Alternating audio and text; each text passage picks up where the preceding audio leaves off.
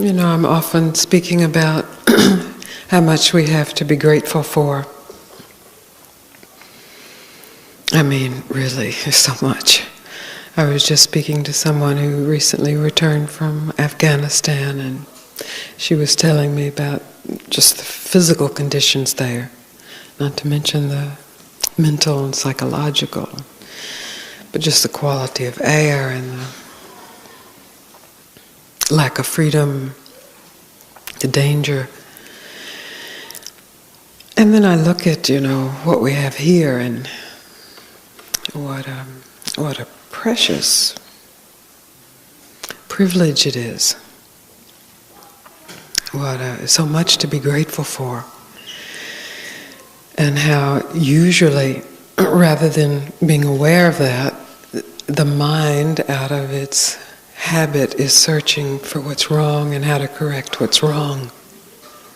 Obviously, that's one aspect of the survival of the organism, seeing what's wrong, fixing what's wrong so that one can be fed, or one can be clothed, or one can be housed.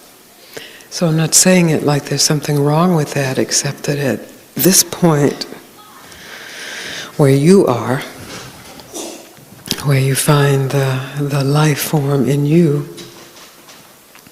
there's much more to be grateful for than is usually acknowledged.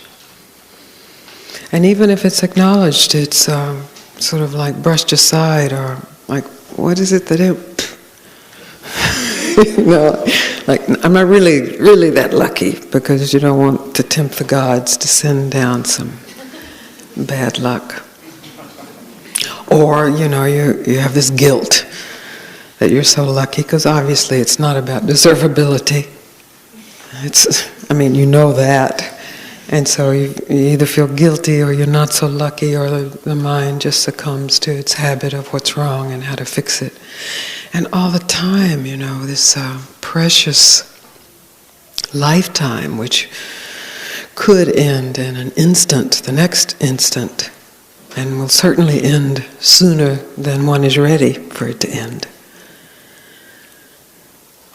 Here it is, and with these circumstances, just as they are.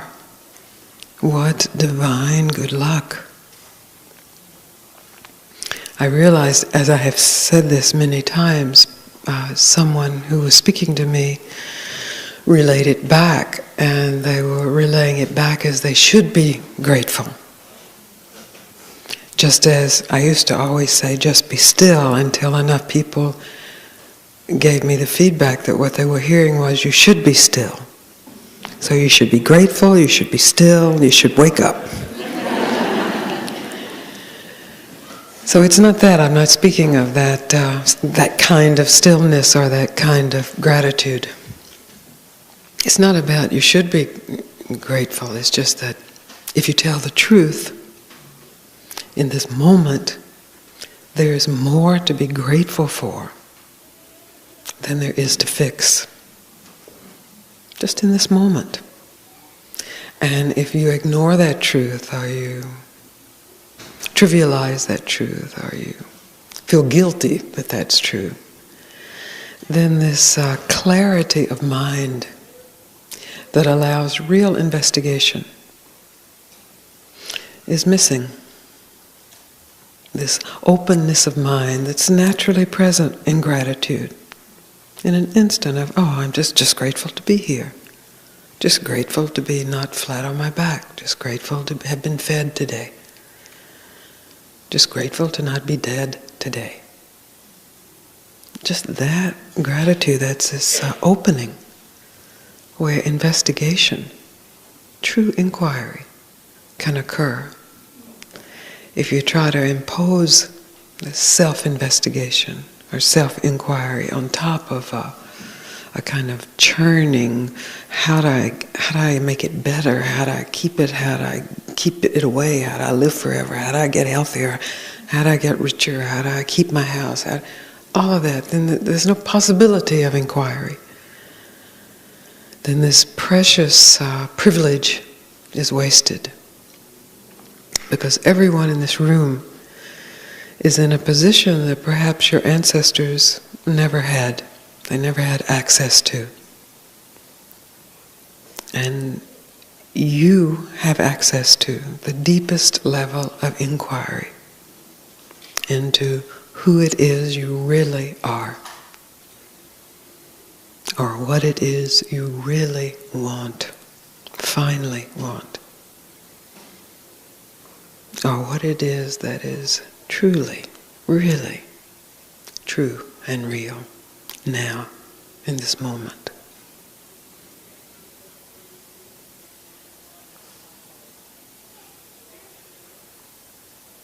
So for our time here this afternoon, it's perfect for this season too. It's interesting that seasonally, it's at the end of the year that we have our gratitude feast, our Thanksgiving. I mean, I'm sure it has to do with harvest, but also it's placement at the end, before the winter, before the darkness. Just like at the end of a life, the last week of a life, or the last day of a life, or the last hour, there's usually this moment of just stopping, looking for what could be better, and just experiencing the gratitude that one lived. The gratitude that one has this moment to inquire into who one really is. What is it that lives and dies? Who are you? So if you aren't experiencing gratitude, I'm not asking you to impose gratitude onto your state of mind, but I am asking that you just tell the truth about what it is you have to be grateful for.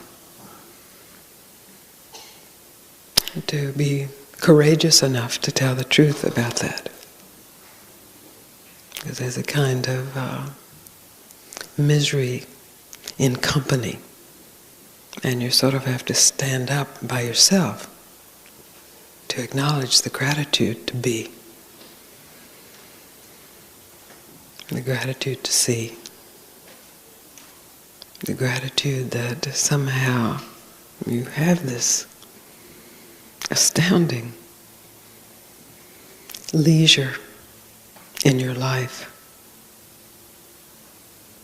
and the desire to know the truth, the desire to be free, that those are together, that those have come together in a lifetime. It's a miracle.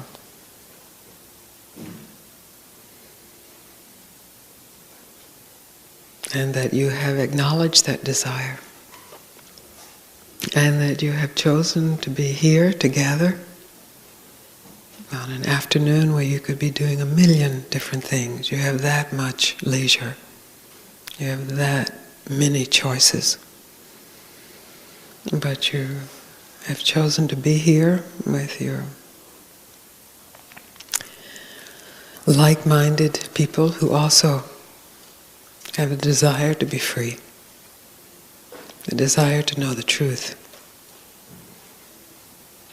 and the desire to serve that truth and to serve freedom, so that one's privilege of life can be offered rather than held, protected, or denied, covered, can be offered to life itself. You can call it evolution, you can call it spiritual awakening. You don't have to name it at all. But to experience it, and to let that experience have the entirety of your life, past, present, and future. And from that clarity, then to ask the question,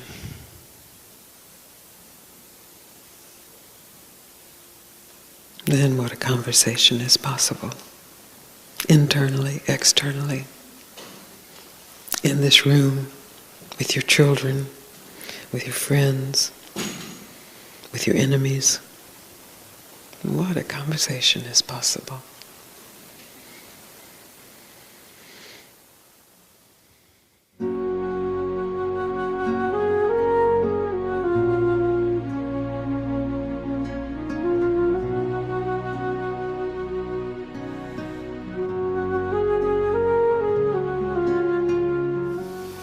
I'm so grateful to you. Oh, what for? You're the first person that ever spoke the truth to me about 9 years ago. 9 years ago? In a video 9 years ago. Yes, good enough. And it's been really helpful, necessary for me this year in particular. I've had Lyme's disease for over a year, and the body's been uncomfortable, the mind's been worried a lot at times, and yet just recently, like it feels like maybe within the last week even, the mind recognized that in order to feel peace, it had to be comfortable with the worst case scenario. Which would be, not getting over the Lyme's disease. My work is physical, so not being able to do my work, not being able to support myself, live on my own.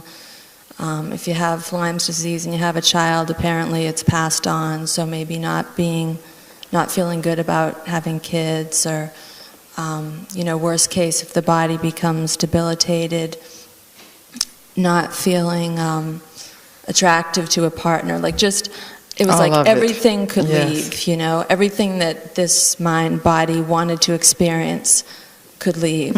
And what an opportunity. It really was. And I was surprised that when when the mind just allowed itself to experience that in a moment, there was this incredible force of love that was underneath all the things I thought I wanted. And it's just awesome. It's kind of funny that I never noticed it before, but that's like who we really are. This is all you've been saying for 9 years, and I feel like I'm hearing it more than I ever have been, and I'm so happy. I'm so grateful. And it's always heard more. It's endlessly more. It's true. Each year I come, I hear more, but this year's the most I've heard. Well, you brought to it, it wasn't abstract at all, because you actually had to face things that most, or many young women don't have to face, or deny that they have to face it. So, what a gift this Lyme's disease has been. Yeah, I'm seeing that. Yeah, I certainly hope it is cured, and I hope the best for the body, but sooner or later, everything that we want to experience, because wanting to experience it doesn't take care of it. You want to experience children, and then you have children, so then you want to experience your kids grown up. And on and on and on. We are experience junkies, and so it's kind of hitting the bottom. It's recognizing, I won't get my experience that's inbred in the cells, and you faced it, because look at you. This is what look at this face. Look at this face. This is. And you're a beautiful young woman, but there's this beauty that's coming out that is from having met hell, because it's hell. It's different from death in a way. It's meeting not death, but the living hell, living in hell. And you met it.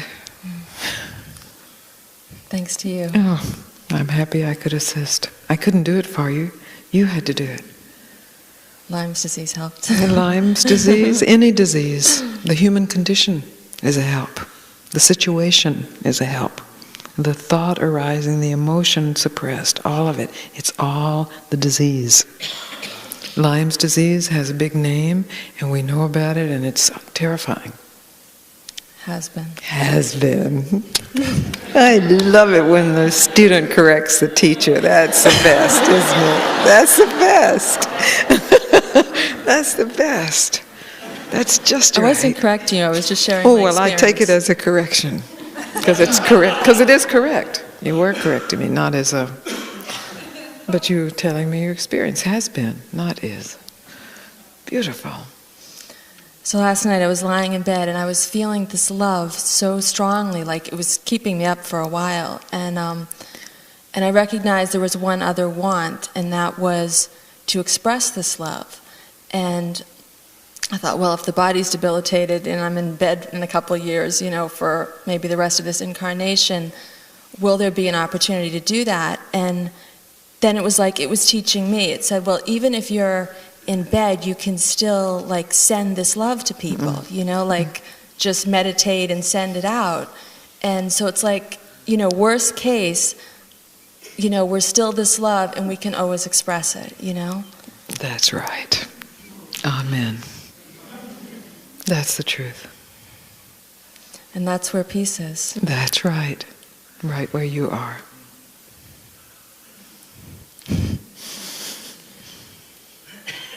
Now, will you look out at them and express some of this love?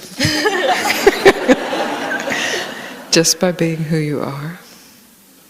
You don't even have to send it out, although prayers, of course, beautiful, and the intention of it traveling throughout the cosmos is beautiful, but just being here, just being willing to give your face to the camera and to other people, and what comes from your face and the back of your eyes, and the particular experience of this form of love.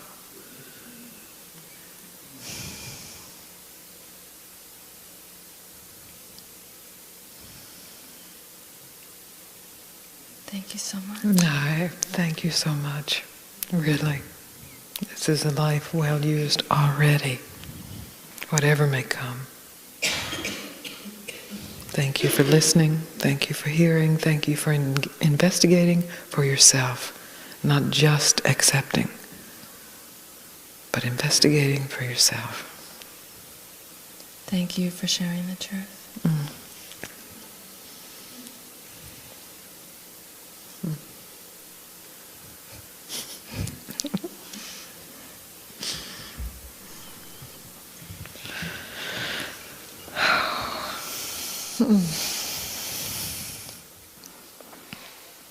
So you might be aware if you're keeping anything out right now. Just check. And if you are, just be aware of any energy that's involved in keeping out. And just let it go, because we keep out love as much as we keep out fear and despair and desire and anger, ignorance. We keep out love. We say, no, it's too big. And it takes a lot of work. It takes a lot of time, becomes a practice, becomes a religion of keeping out love. Called something else, of course, because it has to be in disguise. It's called me and my problems. Me and what I didn't get. Me and how it should be different. Me and what they should have done. Me and the body I should have gotten. The life I should have gotten. The parents I should have gotten. On and on and on. That's the war. It takes a lot of effort to war. But wars go on for generations, of course, Children grow up and start wars just because they're trained to do that. I remember in some newscast in Bosnia, a newsman was interviewing a child, and the child was already saying the liturgy of, we'll remember this, we'll get them back. This was like a 7-year-old child.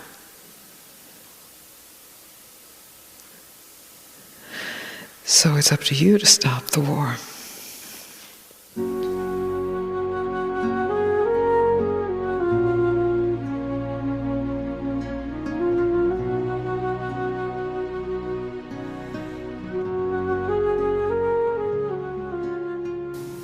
I know a lot of people have trouble with the word love because it's so messy and possibly sentimental, possibly, most definitely, out of control. And yet it's what we crave. So there's this love-hate relationship with the idea of love, most likely coming from our experiences as babies or infants, where we just helplessly loved, and this love was put out to this big person, mother or father, brother or sister, and the person was not trustworthy or reliable.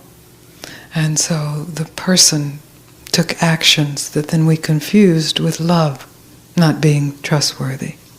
People are definitely not trustworthy. Everybody in this room understands that before we go any further.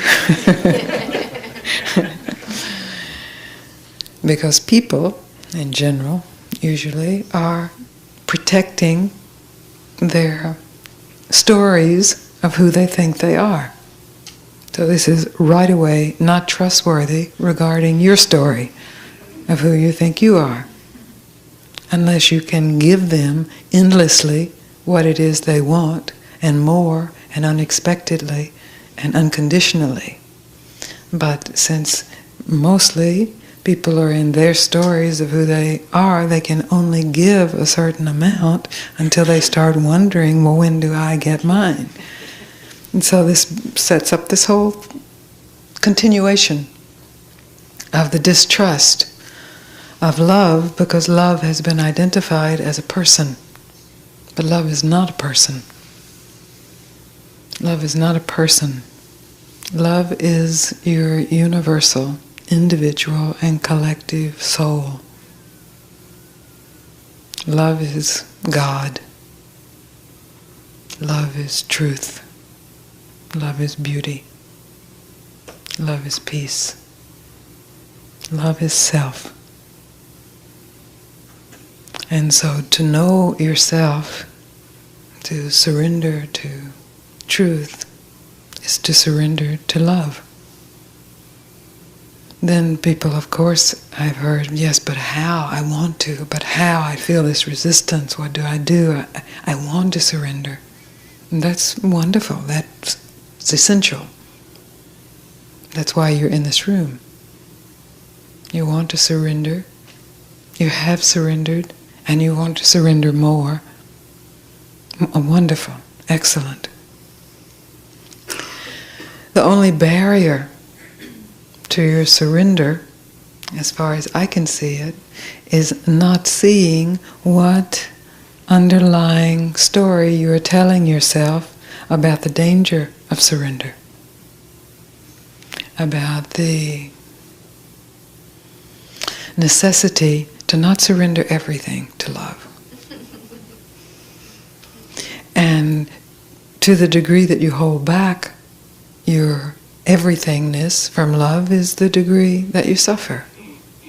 The degree that you try to maintain this imagery or this sensation or this mental storyline about who it is you are and what it is you will get. Well, enough love, of course, but there are other things you need too, right? So you want to get enough of that, enough of this, and enough of something else, until you realize, forget it. I want truth, which is love. I want God, totally, which is love. I want self, still love. Love is the constant in all of that. Truth and God and self are aspects of love. Love is not an aspect of truth.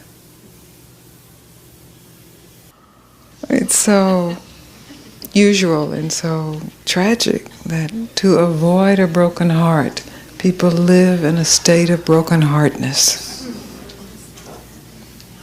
And in the willingness to have the heart be broken 1,000,000, 1,000,000,000,000, 1,000,000,000 times, there is living in love.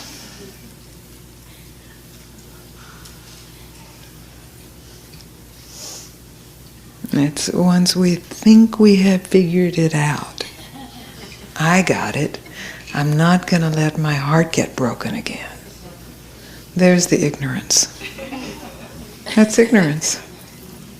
And the clinging to that, after the proof over and over and over and over that the very not allowing your heart to be broken is the broken heart. Being haunted by the lack of. Just to let the whole world break your heart. Every instant of the remaining instance of your life. This is a life lived as servant to love. It doesn't mean that you stay in abusive relationships, doesn't mean that you don't leave relationships. It doesn't mean anything like that. It doesn't mean anything. It means only being true to that which is always true to you, and that is love. All the rest is your story. All the rest.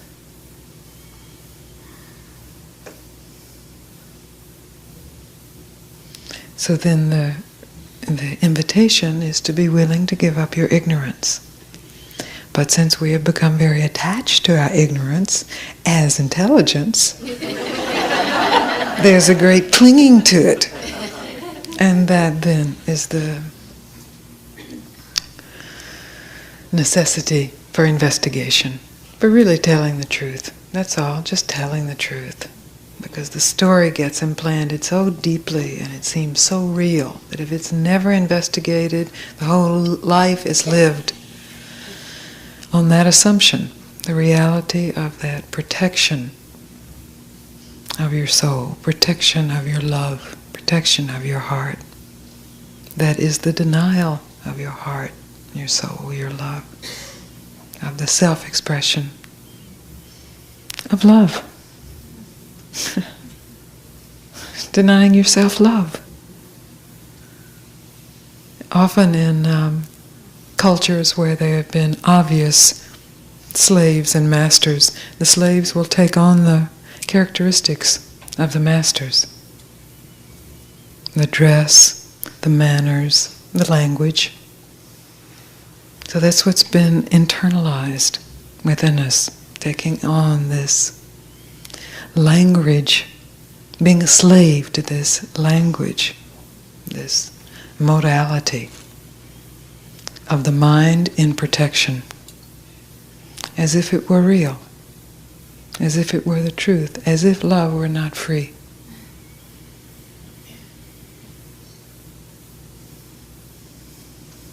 And the great good news is that love is free, and that it hasn't gone anywhere in all these aeons of hiding from it. It's still here, still open,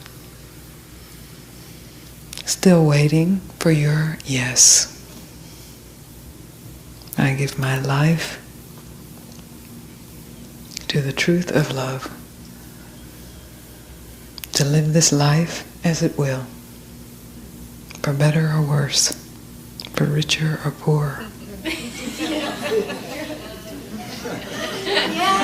Yes. Then the little petty tyrants of our mind are slain naturally because the truth is told. Not because love rises with the sword and shoo, shoo, shoo. The truth is told.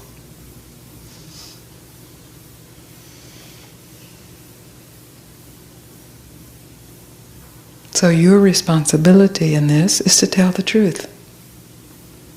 The truth has been offered to you, many teachers, many teachings, many times, many lifetimes. Now it is your responsibility to tell the truth. Relative, absolute. doesn't matter. They're finally the same.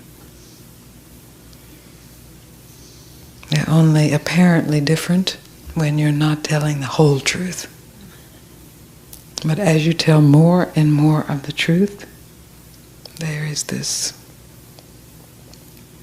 obvious non-duality that includes every appearance of duality with no problem, with love.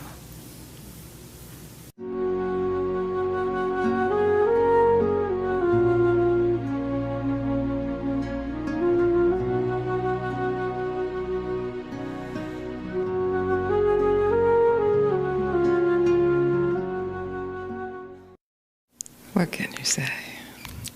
I love you.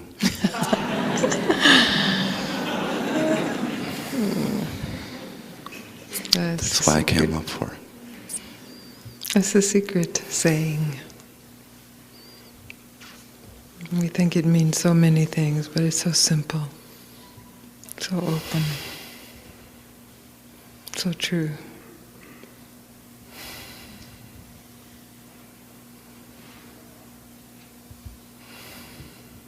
So much energy and time spent not to feel that, wanting to feel that, and then so much work to not feel that because of the danger of that, possibility of the heartbreak in that.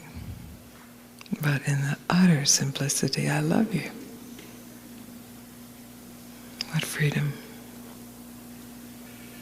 We spend so much time and energy trying to get love while being protected from giving love, as if the getting of the love will take care of this ache to love.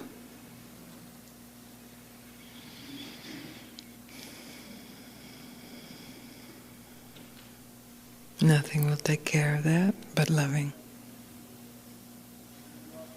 at all risk.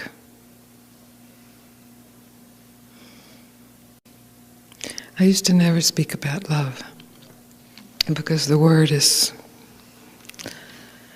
it's somehow a cross between God and Santa Claus.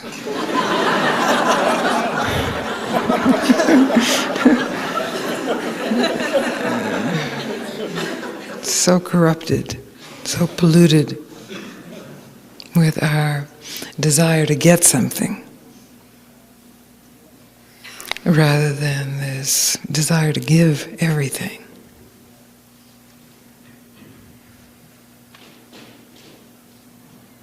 I can't speak about love anyway. But it's the answer. And all the questions are deflections from the surrender to that. Because love is God. That's true. And anytime you feel love, you're feeling God. And anytime you're trying to control love, you're trying to control God. Anytime you're protecting yourself from love, you're trying to protect yourself from God. And anytime you are surrendering to love, you are surrendering to God. And the feelings and the circumstances that follow are, well, you can line them up. There's suffering and there's freedom. And the exquisite paradox is that freedom is in surrendering to the bondage of love, to being the slave of love, the worker of love. We think freedom is being free to do what I want. That's the protection from this yoke of love to God. But of course, we've heard those words or similar words in our churches and our religions, and then we try to do it while all along remaining independent of it. So the web of control and protection of and from love is very intricate. But just like the lady who spoke yesterday about the sense of metal doors blocking the inherent light from streaming out, when examined, that web crumbles. But first there has to be the true desire to examine it. That's a surrender. And it's huge, because our hearts have been broken. And they will be broken. And the more you surrender to love, the more your heart will be broken.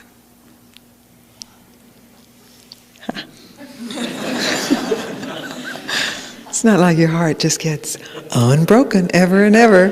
No, broken more and deeper. And there will be pain. So what? If your life is about protection from pain, your life is about suffering.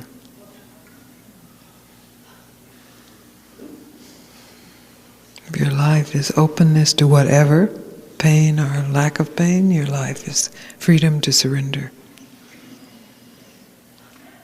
So this simple, profound statement, I love you.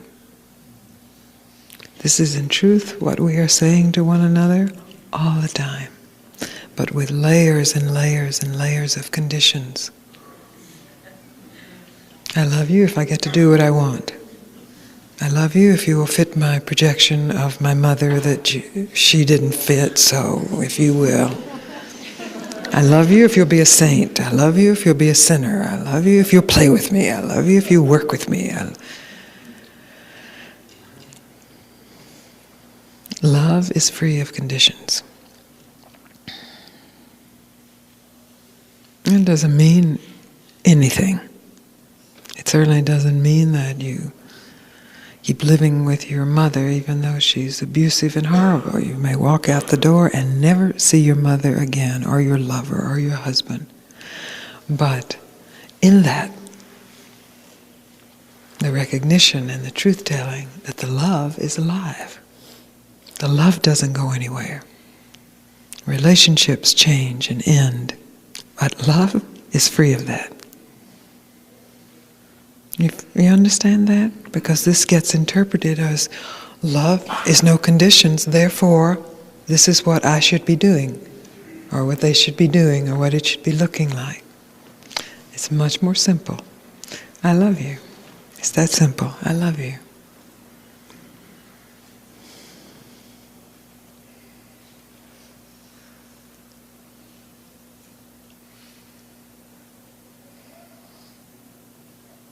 What a power is there. It's power to face anything. Even sentimentality.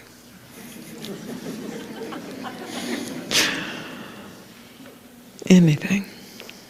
Heartbreak, desertion, isolation, rejection, heartbreak again.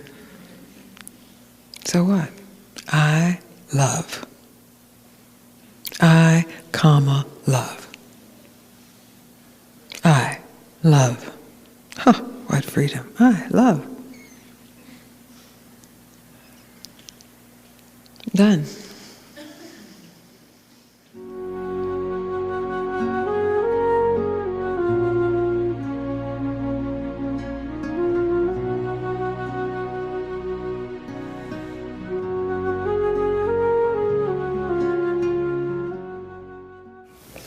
I adopted a newborn little boy 14 months ago.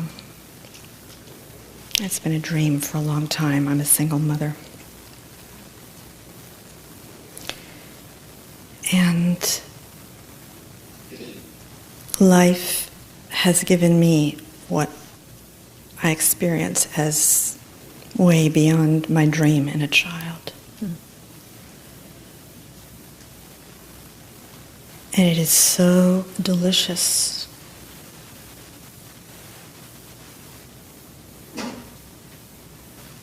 And I've heard other parents say this. I feel at times like I'm in love.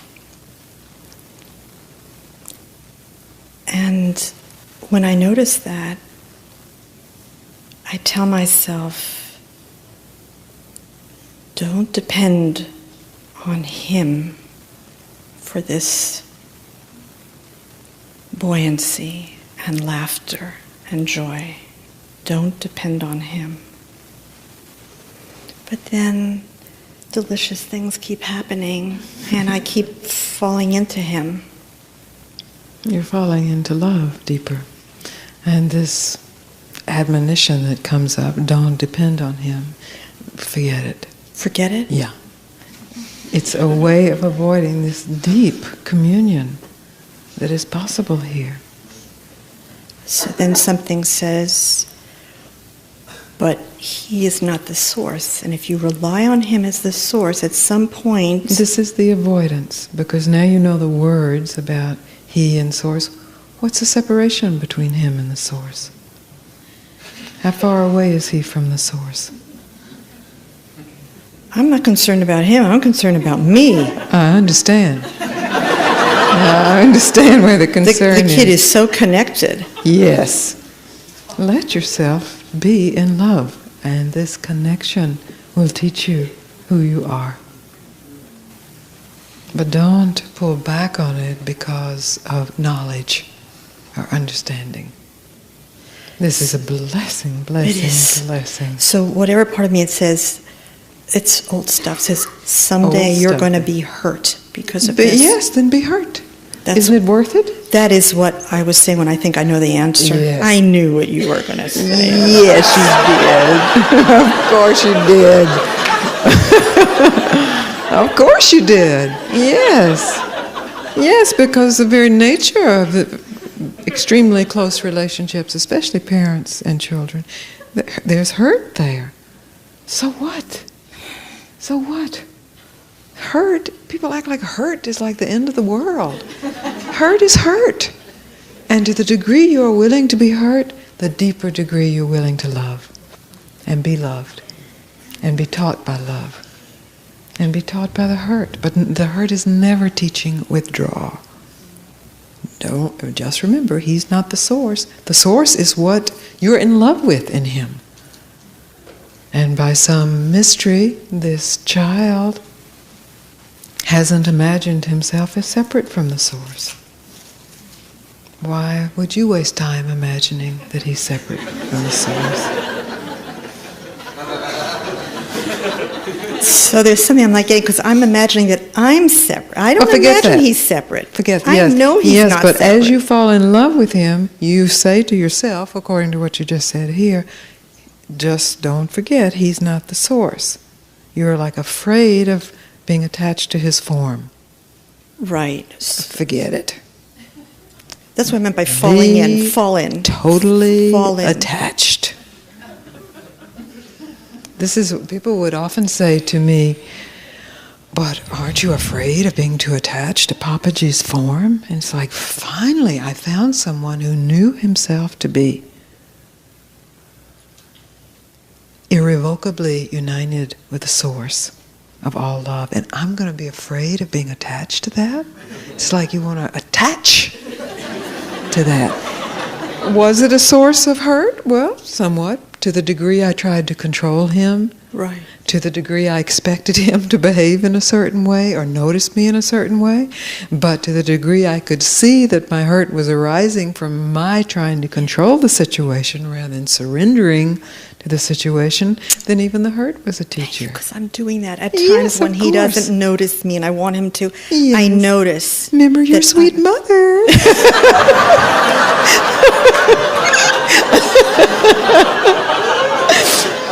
So, I did the same with Papaji. Remember your sweet daughter, number one girl, la la la. He's like, whoa. Because it's sickening, you know. It has nothing to do with that. Nothing to do with that. It has to do with love, loving itself. Here and in this child. And what mystery brings you together, this can never be known. But what a blessing for you both. I know. What a celebration. So I'm just suggesting that you trust this love and not trust your mind's evaluation, even if it's the party line, the spiritual party line evaluation. Just trust the love. If it is to hurt you, let it hurt you fully. Let it annihilate you.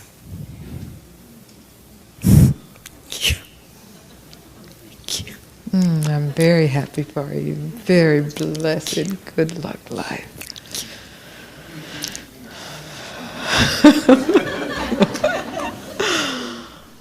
Oh, it's so good. And yes, you're right. You knew the answer. You just needed some confirmation. And this is the answer. Isn't this the answer to your question? Yes, whether it's formulated or not. This is the answer. Are you willing to trust the love and not your mind's control of that? Really, are you? Yes. Good. Good. Then whatever mind stuff comes up is slain quickly, quicker, more quickly. And you see it and the possibility of living in love, not in control of loved one, but living in love. This is a true possibility. This is possible for everyone. Everyone. And love is the Sadguru. Love is the teacher. Love, finally, if you're willing to surrender to it, rather than to try to control it, love teaches you who you are.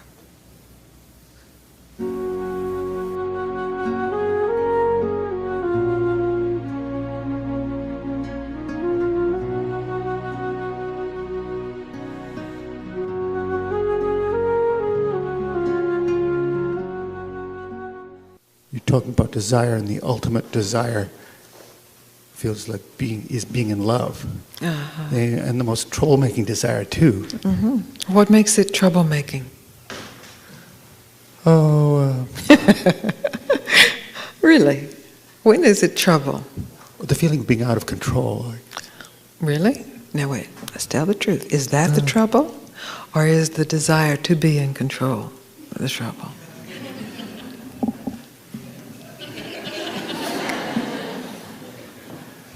Anyway. If you're in love, you're out of control regarding your love, right? You can't stop it. You're in love. But if you try to stop it, because it's perhaps you're in love with some horrible creature.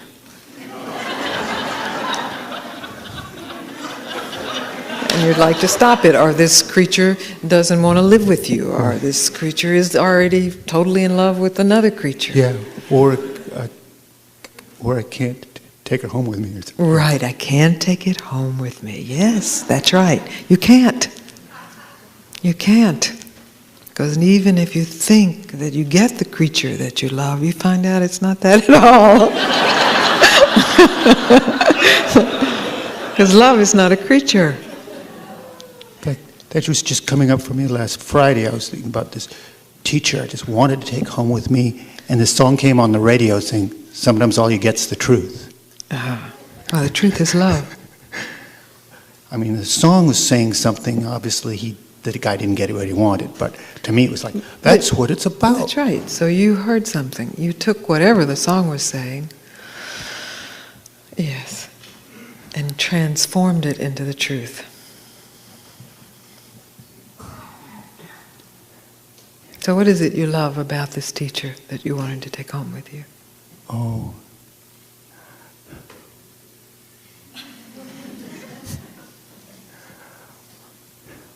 And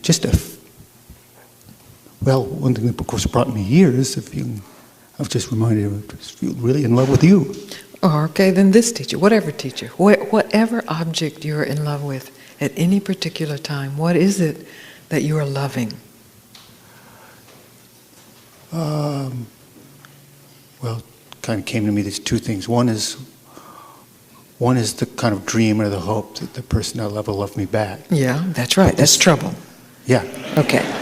But what's the other? Is a feeling that I could somehow, of wonderful joy, or freedom. Yes. Freedom. That's right. That's the truth. Freedom to be myself in that love. So if you are, as you are, you just said it, if you tell the truth about wanting this person to love me back, and you see the trouble in that, and you just put that aside, then you're left with this joyous truth. The person may not even know your name. You may never see that person again, but somehow that person has evoked this love that is in you. Yeah. That's the most wonderful feeling of all. That's the most important.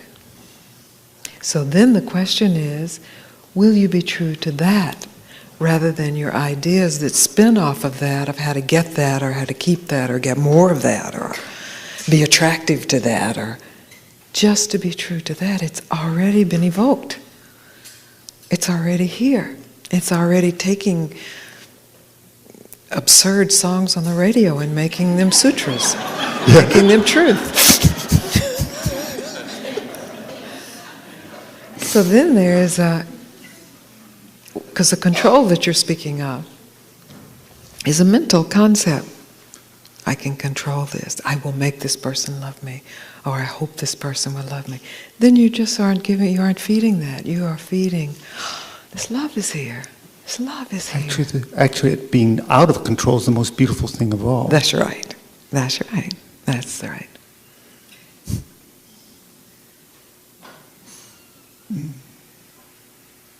So good to see you. Very good to see you too. Good report.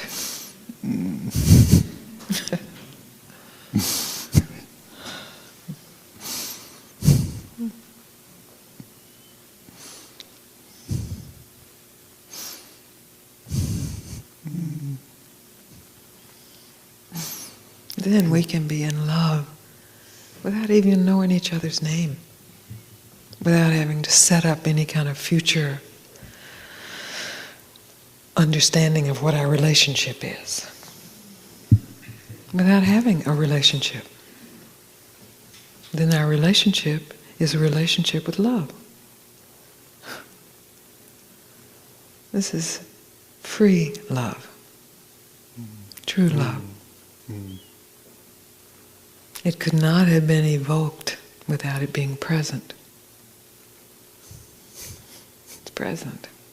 Perhaps it was hidden or overlooked or covered or veiled or denied or however you want to understand it. But the truth is, it's here. It's present.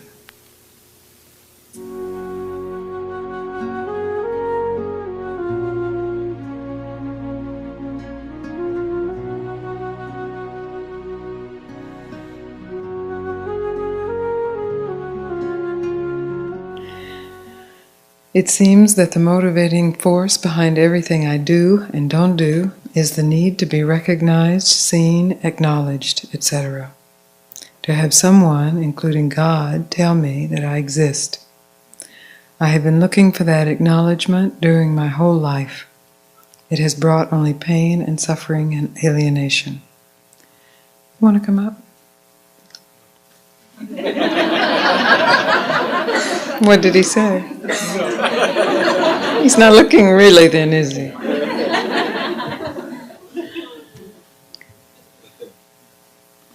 So before I get into the next part of the letter, I would just like to ask you, have you never felt seen? Have you never felt recognized, acknowledged? Yes, I have. Yes, you have. So there's a lie in here. There's a very important lie that needs to be seen.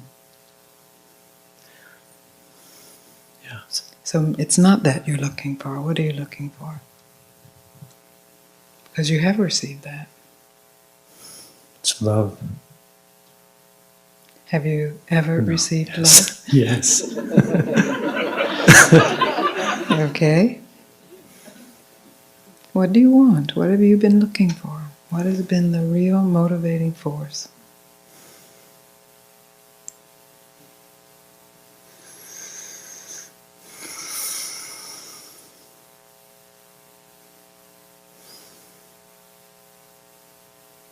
I don't know right now. You might try an experiment.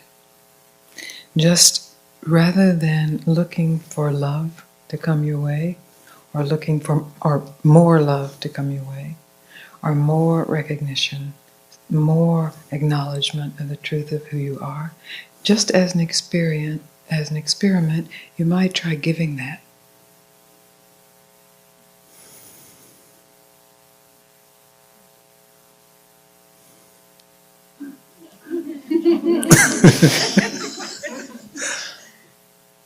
Yes. Yes, I suspect Yes. that's what you have been looking for. I think so too.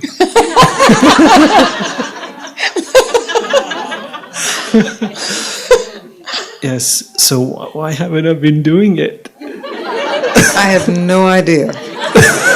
And there are What? many ideas that could float around about it, but really, who knows? Why is Some it so- ignorance, some covering, some thinking that it was the getting of more love or acknowledgement that would do it. And Yes. that's the mistake.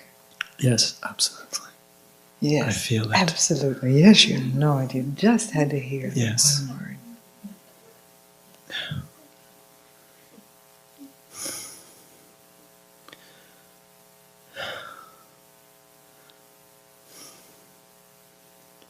I can feel the tension, the holding back. Yes.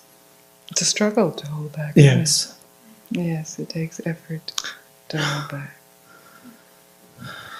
But to let go, to let yourself, which is love.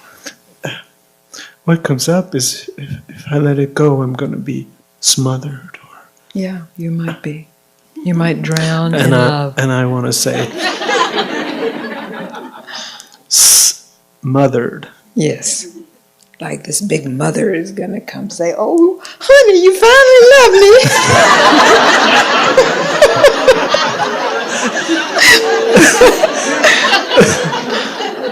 Well, so this is the dilemma then. This is the dilemma. Which will you choose? The chance of being smothered by love, or the continuation of the search for love while keeping yourself safe from love? Yes, yes.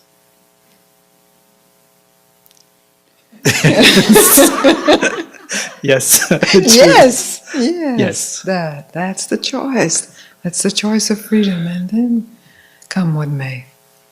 Because love has a very ruthless quality, obviously, as well as a compassionate, friendly quality. It has a very ruthless quality. And if someone starts coming to glomp on you, it's very loving to say, "Get out of the way." Right? It's loving. Yes. Yes. Yes.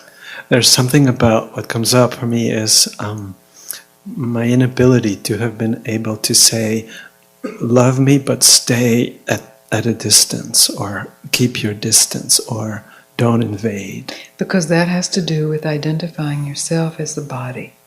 And this particular body perhaps doesn't like too much invasion, whereas other types of bodies can't get enough invasion. Yes. That's just body types, nervous systems, configuration, but that has to do with your body. So you can honor your body while giving away totally the love. Totally. There is an intimacy that absolutely does not involve the body. Yes.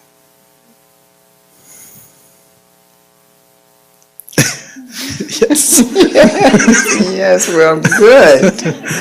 Good. Yes, Thank I you. feel And it. what an arena you have. Yes.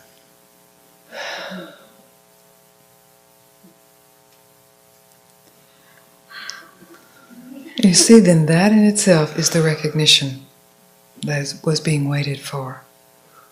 That permission. Because we have all kinds of ideas of the entanglement of love. But that's not love. That's dependent relationship. Love is not what we know as love. It's what we are as love. Is that yes? That yes. It's a courageous step. But once it is made, it is simply the ease of being.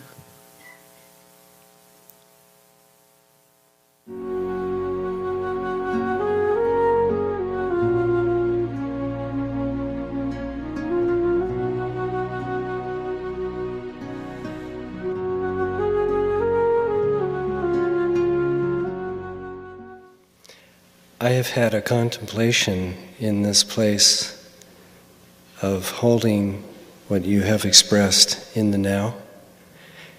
And my contemplation is, what is the appropriate use of mind in the art of living? Ah, good. What did you discover? Or what are you discovering? Well, as you talked about the dance of Leela, it seems to be that that is the ongoing process, that there's no end to the interweaving of when mind would want to think and then take me away from being and stay conscious. Well, and yet I drove in a car to get here, so there's a role of the mind. But very easily, right? Your mind has learned how to drive a car, so you don't have to drive the car thinking, I'm driving the car, you just drove the car. Yeah. Naturally, because that's also the beauty of mind, that what can be learned can be used. Just like language, just like life experience, just like history, can be used. What is it used in service of?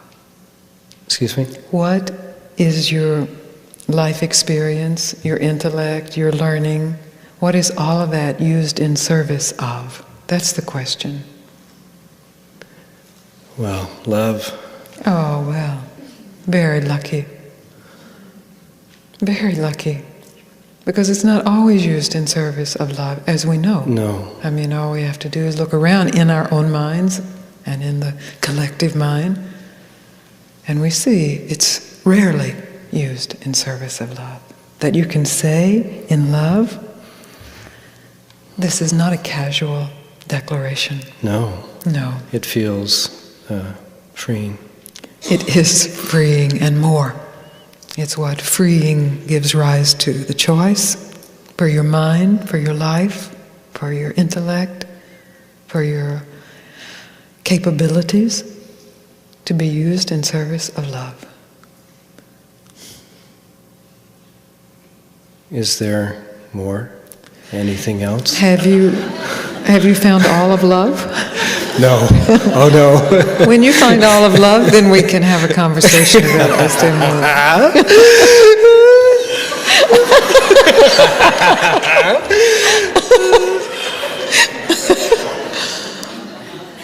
Of course, you can find all of kind of what we call love, which is lust. That also has a beginning, a middle, and an end.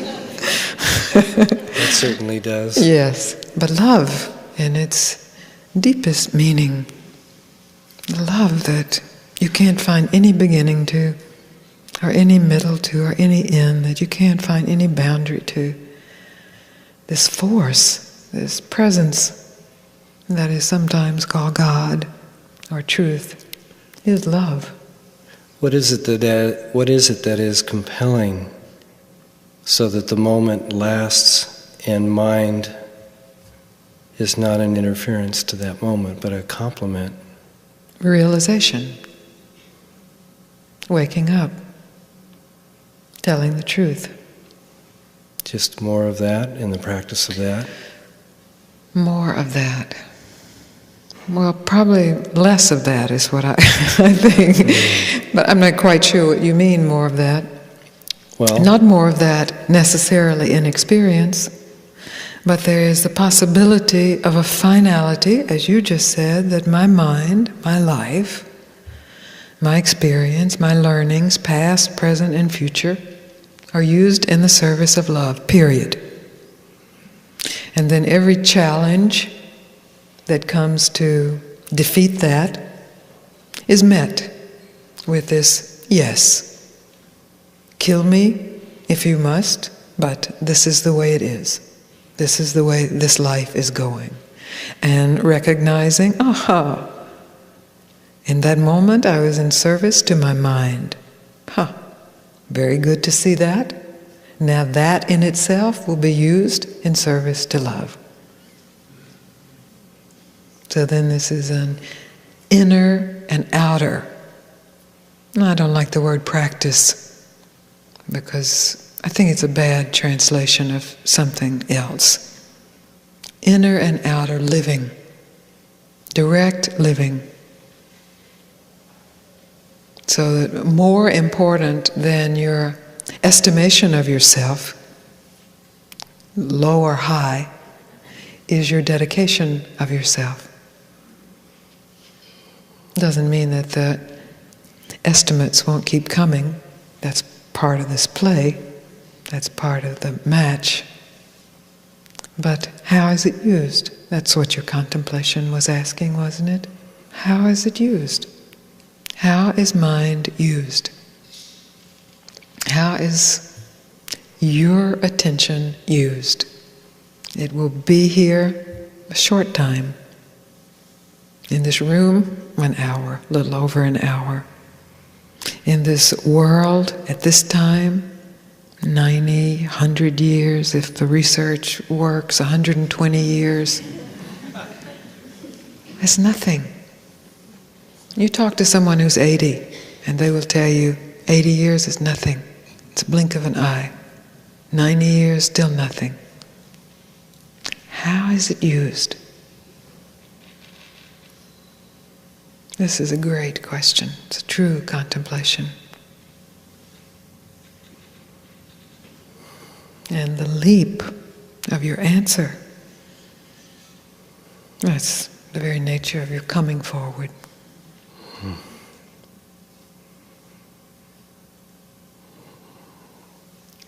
It's so freeing and so beautiful to just be in love here. Yes. And quiet. Yes. Yes. And you know what? It gives to the whole universe. Just that quiet, that simple being in love here.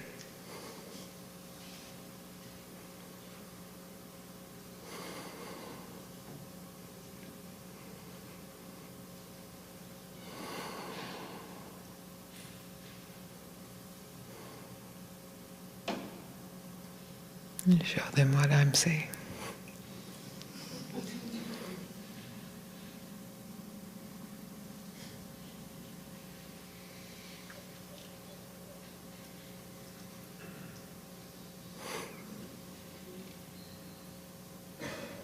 Can you feel it? Yes. And you know how you can feel it? Because it's inside you. He's a reflection now of what's inside you. This invitation to live your life in service to love.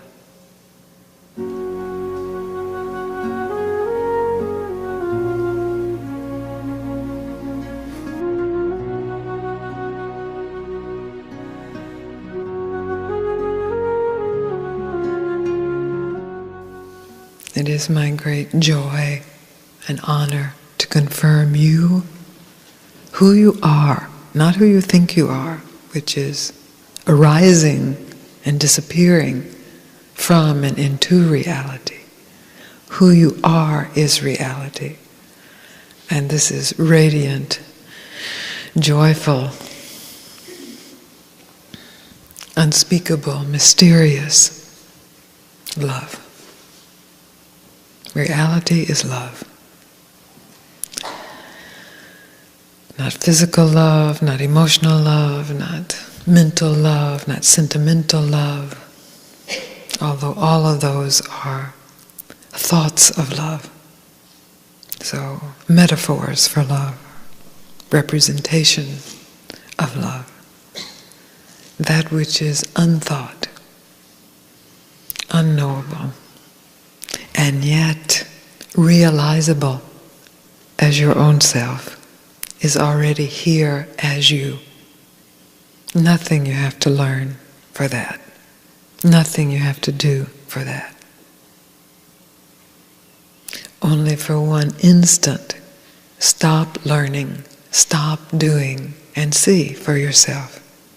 You are here, you are free, you are peace itself. And even those words are poor representations, metaphors for the truth of who you are. So don't try to be peace. Don't try to be love. Just be. And you are. You already are. You don't have to try to be.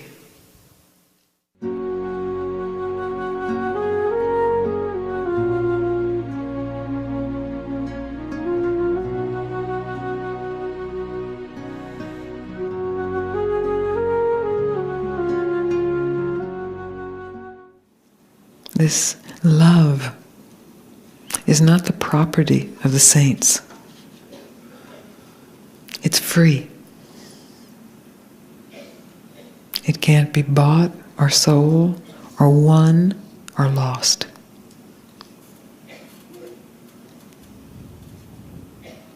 It's who you are.